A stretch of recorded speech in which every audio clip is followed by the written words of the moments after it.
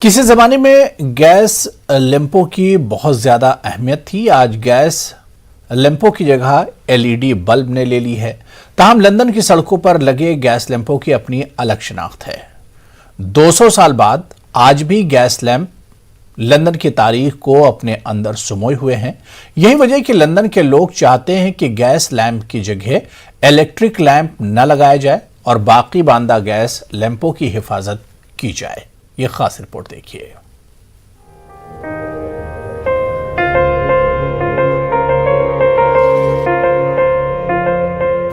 ये तस्वीरें आपको माजी के झरोकों में लेकर चली गई होंगी। एक ऐसे वक्त में जबकि बिजली की बहुत कमी थी और दुनिया ने तरक्की के इतने मनाजिल तय नहीं किए थे, तो ये गैस लैंप लोगों के लिए रोशनी का अहम जरिया थे। किसी अहम तकरीब के मौके पर लोग सबसे पहले गैस लैंप का इंतजाम कर लेते थे। जी हाँ, आज हम उन्हीं गैस लैंप की बात कर रहे हैं।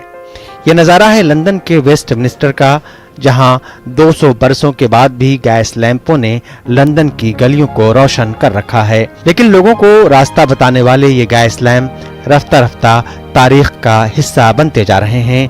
ताहम अब भी कुछ लोग ऐसे हैं जो इन गैस लैंपों को सिर्फ इसलिए बचाना चाहते हैं। ये गैस लैंप सिर्फ गैस लैंप नहीं है, बल्कि इन गैस लैंपों में लंदन की तारीख और सकाफत छुपी हुई है। ये गैस लैंप लंदन की पहचान है। आज भी सयाह यहाँ गैस लैंप की रोशनी को देखते देखते माजी के दरीचों की सैर कर लेते हैं।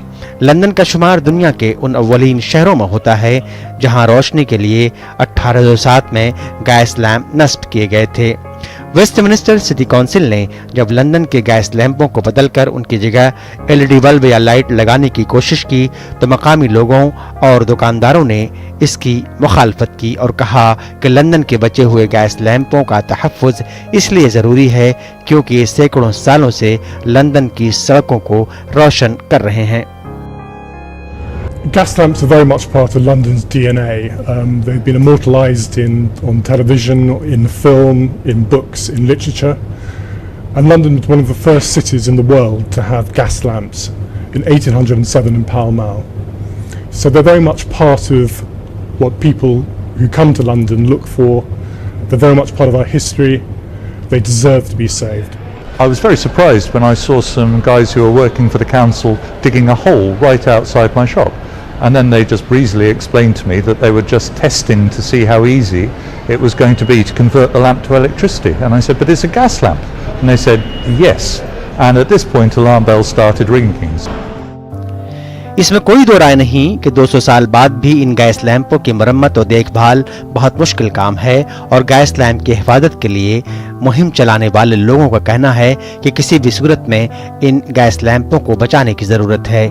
आज इन गैस लैंपों के पार्ट्स और पुर्जे इतनी आसानी से नहीं मिलते, मगर अगर इंतजामिया चाहे तो ये बहुत मुश्किल काम भी नहीं है।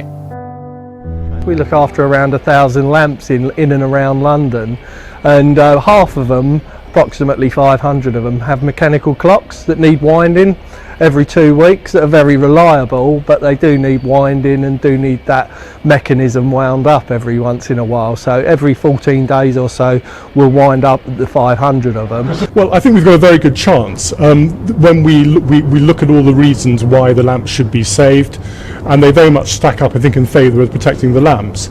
It's a question of working with the council now to explain to them why these lamps are so important and why they are an important part of our London's historical culture and our industrial culture. पूरे London में 1000 gas lamp हैं और Westminster में 300 के करीब gas lamp बाकी हैं, जो लंदन के डीएनए का हिस्सा हैं। हालांकि लंदन इंतजामिया ने 10% गैस लैंपों को ये कहकर तब्दील कर दिया कि इनकी मरम्मत आसान नहीं है।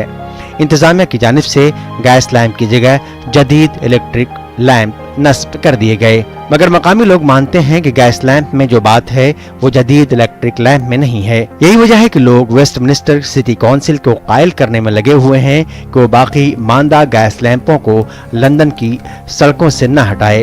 तरक्की की रफ्तार ने अगरचे निगाहों को खीरा कर दिया है, मगर लंदन के लोगों के दिल आज भी गैस लैंपों की रोशनियों से मुनव्वर हैं। Bureau report, news 18 Urdu.